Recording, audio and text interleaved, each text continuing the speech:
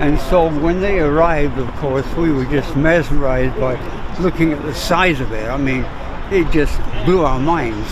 But as time goes by, you start to become familiar with that big, gigantic jumbo size, right? I'm very, very happy, and I'm at the same time a little sad because we don't like to see it come to an end because it's such a wonderful, as the word they use, iconic airplane, right?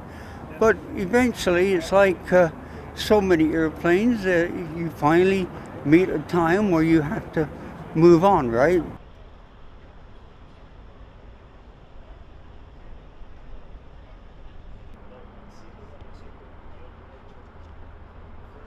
So this is my last airplane. I work on it.